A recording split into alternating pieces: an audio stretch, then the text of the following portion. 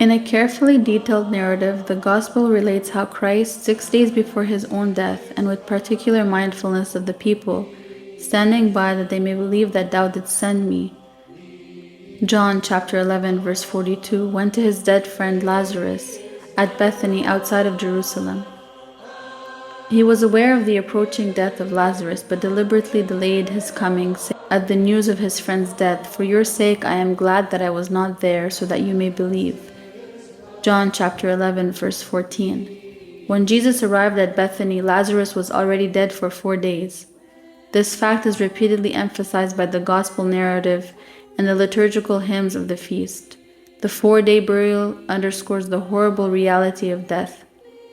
Man, created by God in his own image and likeness, is a spiritual material being, a unity of soul and body. Death is destruction. It is the separation of soul and body. The soul without the body is a ghost, as an Orthodox theologian puts it, and the body without the soul is a decaying corpse. I weep and I wail when I think upon death, and behold our beauty fashioned after the image of God, lying in the tomb, dishonored, disfigured, bereft of form.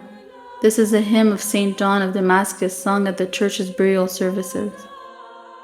This mystery of death is the inevitable fate of man fallen from God and blinded by his own prideful pursuits.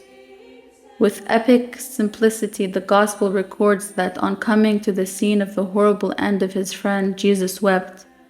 At this moment, Lazarus, the friend of Christ, stands for all men, and Bethany is the mystical center of the world.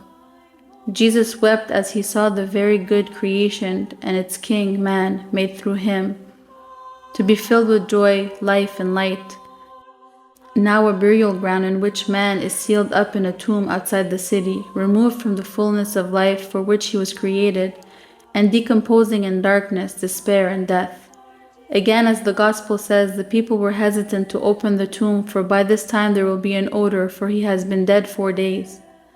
When the stone was removed from the tomb, Jesus prayed to his Father and then cried with a loud voice, "Lazarus, come out."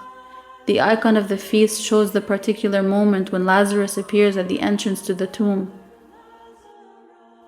He is still wrapped in his grave clothes, and his friends, who are holding their noses because of the stench of his decaying body, must unwrap him. And everything stress is laid on the audible, the visible, and the tangible.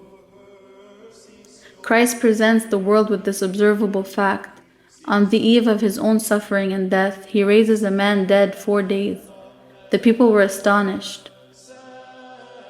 Many immediately believed in Jesus, and a great crowd began to assemble around him as the news of the raising of Lazarus spread. The regal entry into Jerusalem followed.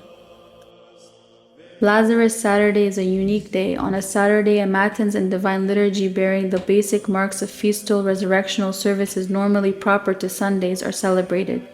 Even the baptismal hymn is sung at the liturgy instead of Holy God. As many as have been baptized into Christ have put on Christ.